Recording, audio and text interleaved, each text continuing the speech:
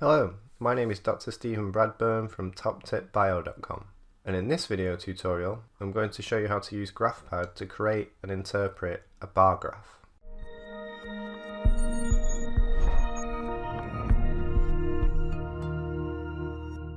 So what are bar graphs? A bar graph is by far the most popular graphing option when it comes to data visualization. Results are displayed as bars, with the height of the bar usually corresponding to the average value of that group, and often summary data such as standard deviation are plotted as error bars. An example of a bar graph can be shown on screen. Downsides of bar graphs is that they tell you very little about the distribution of datasets, so it can provide a false representation, and this is especially true for skewed data. There can be instances where multiple sets of data or distributions create identical bars, which can often be confusing.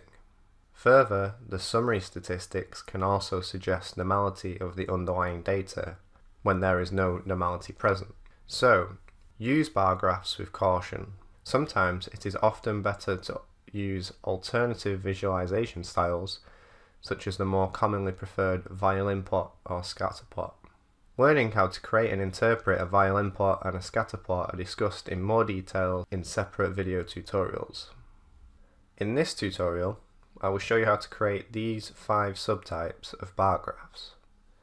The first is the standard bar graph. Secondly, there's the interleaved. So these graphs display the bars grouped by levels of the row factor. There's also separated. Separated bar graphs display bars grouped by levels of the column factor. There's also the stacked bar graph. These graphs plot the bars at the same x-axis position, but cumulatively add the height of the lower bars so that the total height of the bars at that x position equals the sum of each individual bar. And finally, there's also the superimposed bar graph. So superimposed graphs are plotted at the same x-axis without changing the final y height of the bar, and smaller bars will always be shown in front. So let's jump into Prism and begin the video tutorial. So to start off with, I'm going to start by using a column data table, and I'm going to enter or import data into a new table and enter replicate values stacked into columns, and then click the Create button. For this, I'm just going to paste in the data that I've prepared earlier, and specifically this data contains 2 groups, young adults and old adults. 30 adults in each group were recorded for their memory scores, and a higher score indicates a higher memory. So to start with, because I'm going to be creating multiple datasets within the same sheet, I'm going to rename this dataset by clicking on this dataset, and then I'm going to call this simple, because this is going to be a simple bar graph. And then because we have entered our data, I'll now click on the connected graph sheet to open up the graph wizard. And then in the new window, you want to ensure the column graph family is selected, and then you want to go onto the mean / median and error tab. And then the first option is the column bar graph, and this is the vertical variation of this graph. There's also the option in the middle to plot the bar graph horizontally if you so wish. But for this video tutorial, I'm going to use the vertical bar graph. And then underneath in the drop down, there's also the options to decide what is going to be plotted onto the graph. So as standard, the mean with the standard deviation error bars are plotted. You can, if you so wish, just decide to plot the mean without the error bars. Or you can change the error bars to either standard error of the mean, the 95% confidence intervals, or the range, i.e. the minimum and maximum values. You can do a similar thing for the geometric mean as well as the median. For this video tutorial, I will select the mean with standard deviation, and then I'll click the OK button to be taken to the graph. So straight away, the first thing that you'll probably want to do on your bar graph is to change the color. The easiest way to do this within Prism is by using the Change Colors button at the top. The options for the Change Colors button is discussed in more detail in a separate quick tip video tutorial. But for this tutorial, I'm going to click on this, and I'm going to select the color scheme called Prism Light. So now we have some color onto our graph, which is great. The next thing you'll want to do is to fine-tune the appearance of the graph. Now to fine-tune the appearance of the graph, you want to click on the Format Graph button at the top, And then in the Format Graph window, you can fine tune the appearance of each group on the graph. So at the minute I have my young adults selected.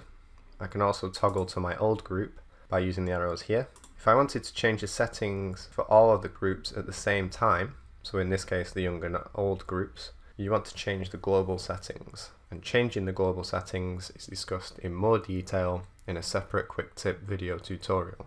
Under style, again, you can choose to decide what you're plotting on your bar graph. Perhaps the thing that you're most interested in is the bars and boxes option underneath. So this is where you can change the color of your bars in terms of the fill color, or you can apply a fill pattern. You can also change the border thickness as well as the border color.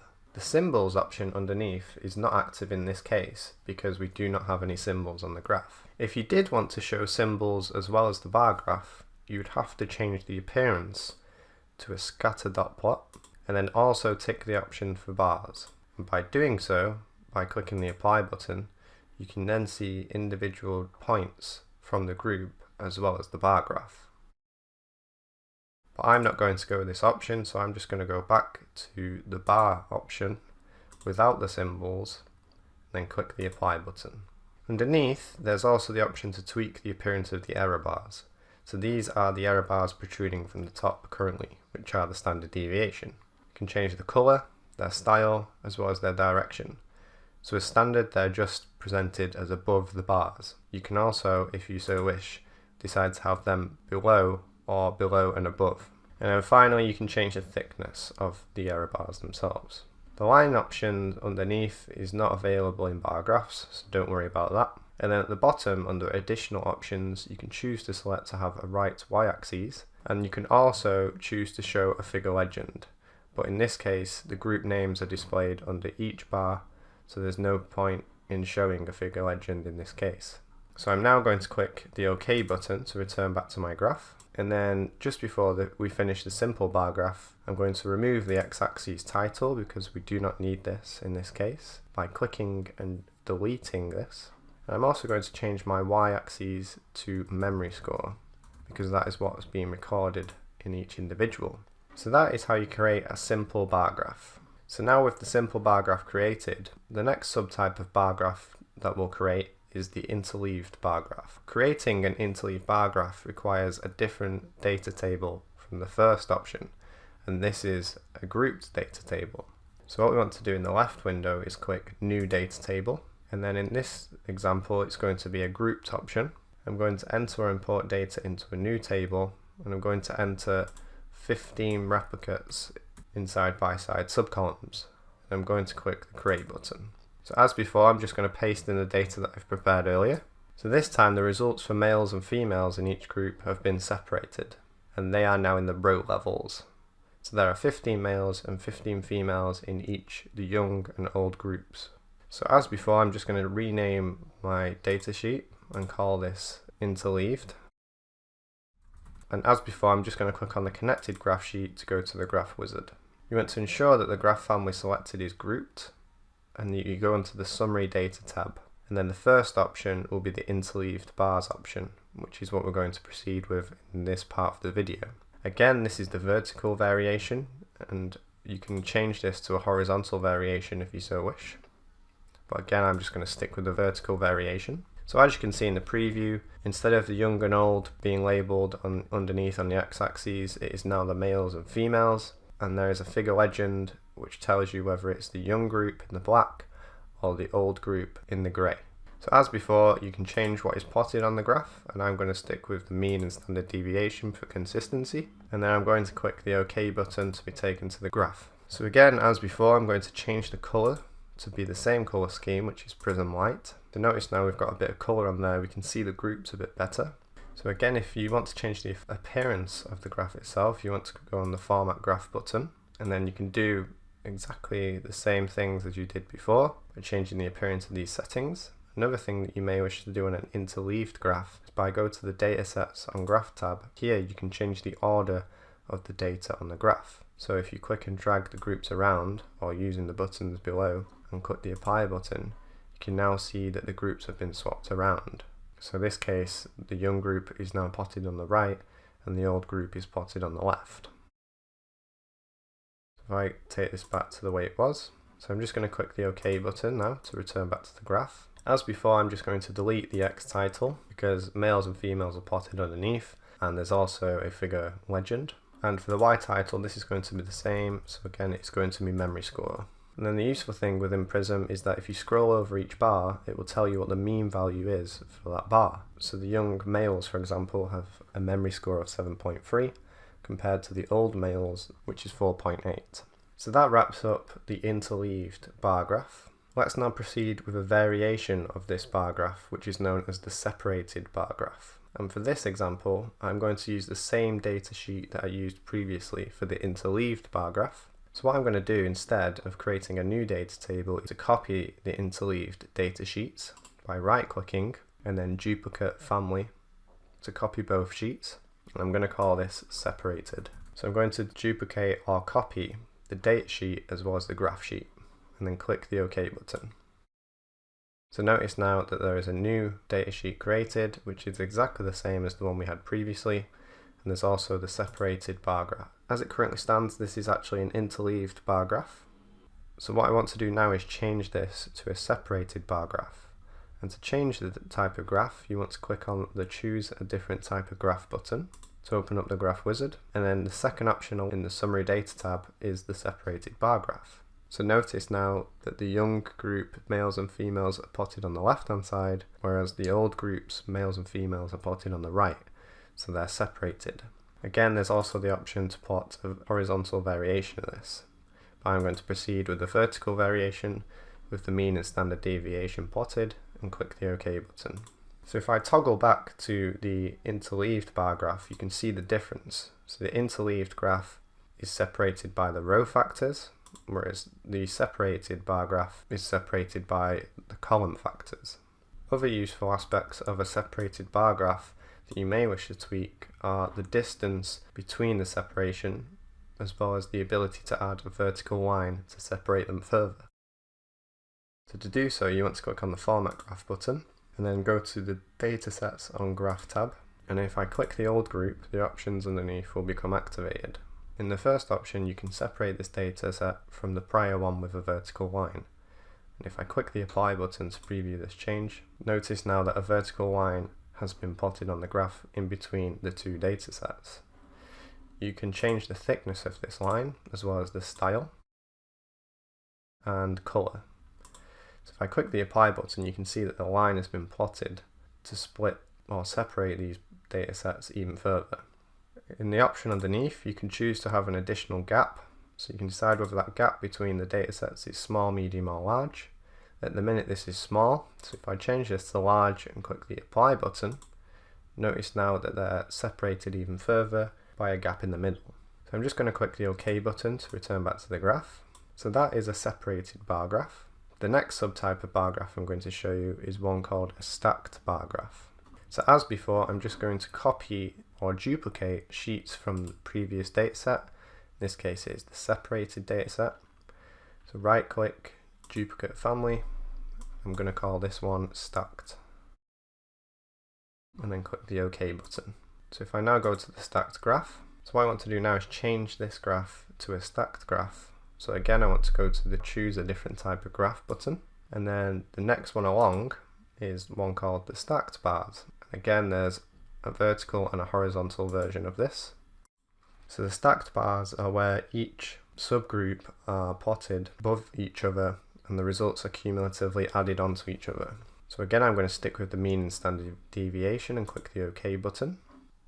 The purple boxes represent those of the young groups.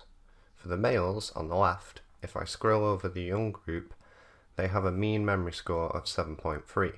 The old group, however, does not have a memory score of 12.1. This represents the cumulative score. Their actual mean memory score in this case would be 12.1 minus 7.3. Aspects that you may wish to consider for the stacked bar graph are ones where you can add annotations onto the graph. So if I show you that by going to the Format Graph button at the top, and then on the fourth tab along, known as Annotations, you can choose to apply annotations either above the bars and error bars, within the bar at the top, or within the bar at the bottom. So if I choose the within bar at the top and then choose to plot the summary value, so this would be the mean value in this case. You can then decide whether this value should be plotted vertically or horizontally, so I'm going to plot it horizontally, and then the format I'm going to keep as decimal, and in terms of the decimals you can leave as auto, but I'm just going to leave this to 1 decimal place, and then click the apply button to preview the changes. So you can notice now that on the graph itself, GraphPad has written on or annotated each bar. So the memory scores for the young males is 7.3. The cumulative value for the old at the top is 12.1. So this is another way you can change the appearance of bar graphs by adding annotations, which is probably useful to do in stacked bars. So I'm going to click the OK button now to return back to the stacked bar graph. So that sums up the stacked bars. A variation of the stacked bars is one known as superimposed bar graphs. So let's create a superimposed bar graph. So again, I'm going to duplicate this family of sheets by right-clicking and clicking on Duplicate Family. And the final subtype of bar graph to be created is one called Superimposed. And click the OK button. So I'm going to go back to the connected graph, which is now superimposed. And to create a superimposed bar graph, you need to go to the Format Graph button at the top. And then in the second tab along, known as Datasets on Graph, you want to click on this. And then underneath, once I click on my second group, the old group, the options will become available to change the type of bar graph. So at the minute this is stacked, and as discussed previously, you can choose to have an interleaved or separated bar graph, but the option we're interested in at the minute is superimposed. So if I click on this and then click the apply button, notice now that the appearance has changed to a superimposed bar graph. So this is different to the stacked bar graph in that the smaller values are now at the front, so the older groups are at the front in blue, and each individual bar represents its actual height. So the old group had a value of 4.8 in the males, and the young group had 7.3. So if I click the OK button to return to my graph, notice now if I toggle back to the stacked bar graph, so the young group, again here in the stacked version, is 7.3, but the cumulative value is 12.1. And that's because when you go back to the superimposed, the value for the old males is 4.8. If you add these two together, then the height of that value would equal the stacked height in the stacked bar graph. So that is the difference between a stacked and superimposed graph. So in the superimposed datasets, remember that the datasets with the smallest values will be at the front. So that wraps up the 5 different subtypes of bar graphs to be created in this video tutorial. If I now click on the graphs button on the left to show all of the graphs that have been created in the sheet, you can see the different variations of bar graphs that are available within Prism. And as they are, their appearance looks very consistent in terms of their colour, their axes labels, as well as their axes values. If I created these graphs differently, so that maybe they had different colour schemes applied, you can make them all consistent quite easily within Prism by using the magic tool. So the magic tool can be found here, and the ability to make graphs consistent by using the magic tool is discussed in more detail in a separate quick tip video tutorial. So in conclusion, in this video tutorial you've learnt about plotting bar graphs in GraphPad Prism, and specifically I've shown you 5 different variations of bar graphs. The first is a standard bar graph, which is a simple bar graph between 2 groups, young and old adults in this case. There's also the interleaved bar graph, so these graphs display the bars grouped by levels of the row factors. So this is males and females, for example. A variation of this is the separated bar graph, so the separated graphs display bars grouped by the levels of the column factor. So the column factor was the young and old adults.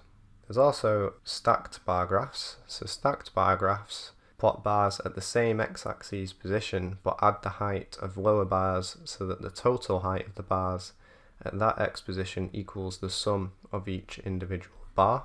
And finally, a variation of the stacked bar graph is known as the superimposed bar graph, and the superimposed graph are plotted at the same x-axis position without changing the final y height of the bar. In other words, smaller bars will always be shown in front. Remember, a downside to bar graphs is that they tell you very little about the distribution of datasets, so they can provide a false representation of their distribution. Sometimes it is often better to use alternative visualization styles, such as the more commonly preferred violin and scatter plots, which are discussed in separate video tutorials.